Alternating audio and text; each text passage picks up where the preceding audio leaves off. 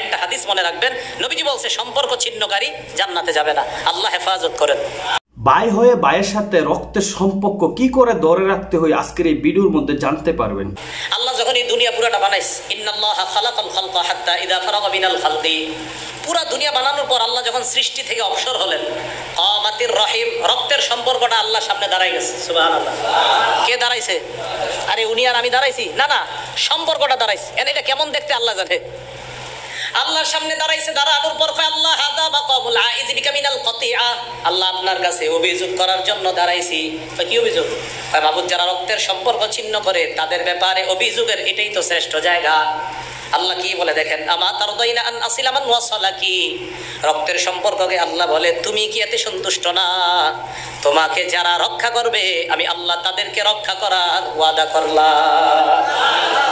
এই বাংলাটা সুন্দরভাবে বুঝেন, যারা রক্তের সম্পর্ক, আত্মীয়তার সম্পর্ক রক্ষা করবে আল্লাহ তাদেরকে রক্ষা করবেন। ও আক্তা মান কাতা, তোমাকে যারা ছিন্ন করবে আমি তাদেরকে ছিন্ন করব, বলেন নাউজুবিল্লাহ। সহিহ বুখারী হাদিস নাম্বার 5990 নাম্বার হাদিস। ক্বালা রাসূলুল্লাহ সাল্লাল্লাহু আলাইহি ওয়াসাল্লাম, আল্লাহর নবী বলেন ওয়ালাকিন লাকুম রাহিমুন আবুল্লুহা বিবালালিহা, নবীজি বলেন রক্তের সম্পর্কের একটা রস আছে, এই রসের মাধ্যমে আমি নবী রক্তের সম্পর্কটাকে প্রাণবন্ত করে রাখি, সজীব করে রাখি।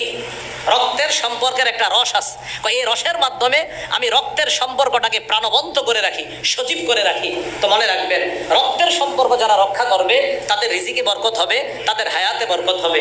কথাটা মনে থাকবে তো সবার? সহিহ বুখারী হাদিস নাম্বার 5991 নাম্বার হাদিস।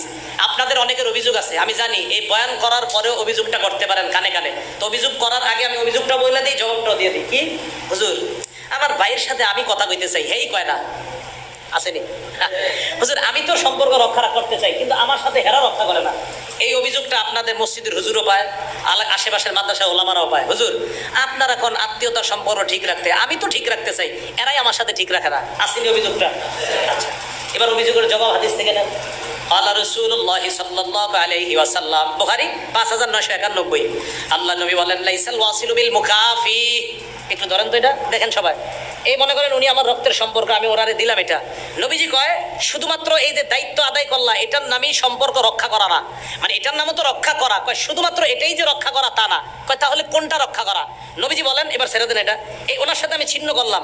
নবীজি বলেন ওয়ালাকিনিল ওয়াসিলুল্লাযী ইযা কুতিআত রাহিমুহু ওয়াসালাহা, রক্তের সম্পর্ক প্রকৃত রক্ষাকারী সে যে ছিন্ন করার পর উনি আমার সাথে ছিন্ন করতেছে আর আমি এটা জোড়া লাগানোর চেষ্টা করতেছি। নবী কয় তুমি প্রকৃত রক্তের সম্পর্ক রক্ষাকারী। তাহলে প্রশ্নের জবাব পাইছেন নি? হুজুর, এ আমার সাথে রক্ষা করতে চায় না। নবীজি কয় এ না চাইলে কি হয়েছে, তুমি রক্ষা করার চেষ্টা চালায়া যাও, তুমি আল্লাহর দরবারে প্রকৃত রক্তের সম্পর্ক রক্ষাকারী হবা। ভাই বুঝছেন নি?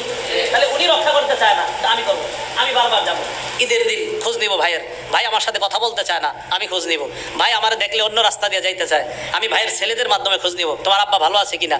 ভাই আমার এই রাস্তায় দেখলে অন্য পথে যায়, কিন্তু আমি চেষ্টা চালায়া যাব আমার ভাইয়ের সাথে সম্পর্ক রক্ষা করার। কারণ একটা হাদিস মনে রাখবেন, নবীজি বলছে সম্পর্ক ছিন্নকারী জান্নাতে যাবে না। আল্লাহ হেফাজত করেন।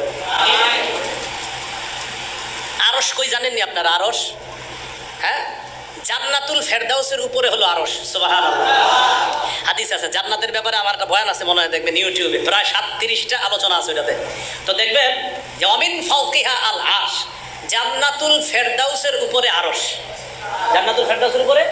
এবার আমার দিকে তাকান, রক্তের সম্পর্ক, মুসলিম শরীফের হাদিস, আর রহিমু মুআল্লাকাতুন বিল আরশ, রক্তের সম্পর্ক আরশের সাথে এখনো ঝুলা আছে, এইভাবে ঝুলা ঝুলা বলতে থাকে, মান ওয়াসালানি ওয়াসালাহুল্লাহ, যে আমারে রক্ষা করে আল্লাহ যেন তারে রক্ষা করে। আমান কাতানি কাতাহুল্লাহ, যে আমারে ছিন্ন করে আল্লাহ যেন তারে ছিন্ন করে। রক্তের সম্পর্ক এটা বলতেছে আরশের সাথে ঝুলা ঝুলা। ভাই সম্পর্ক জুড়েন, আল্লাহ তৌফিক দান করেন। আমাদের সমাজে এরকম অনেক মানুষ আছে, দেখবেন অনেক রক্তের সম্পর্ক আছে, অনেক রক্তের কাছের মানুষ আছে যাদের সাথে সম্পর্ক টিকিয়ে রাখা অনেক কঠিন, কিন্তু হাদিস কোরআন মোতাবেকে কিন্তু আপনাকে রক্তের সম্পর্ক ধরে রাখতে হবে। আপন যারা আছে তাদের সাথে সম্পর্ক ভালো রাখার চেষ্টা করতে হবে, কিন্তু বর্তমান সময়ে রক্তের সম্পর্ক ধরে রাখা অনেকটাই কঠিন, তারপরও চেষ্টা করতে হবে। আজকের এই কথাগুলা শুনে কিন্তু বুঝতে পারছেন যে হাদিস কোরআনের মধ্যে আল্লাহ তাআলা কিভাবে ইরশাদ করছে যে আপনি রক্ত সম্পর্ক কি করে ধরে রাখতে হবে, এটা কিন্তু আপনার একটা দায়িত্ব।